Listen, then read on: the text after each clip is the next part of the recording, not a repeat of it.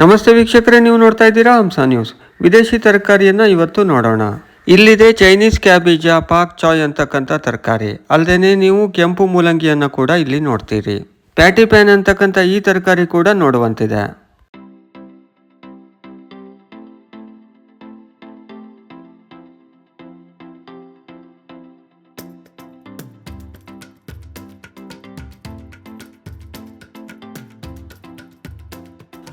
ವೀಕ್ಷಕರೇ, ನೀವು ನೋಡ್ತಾ ಇದ್ದೀರಾ, ಇದು ಕೆಂಪು ಮೂಲಂಗಿ. ಇದು ಕೂಡ ಆಕರ್ಷಣೆಯ ಕೇಂದ್ರ ಬಿಂದು ಎನಿಸಿತ್ತು.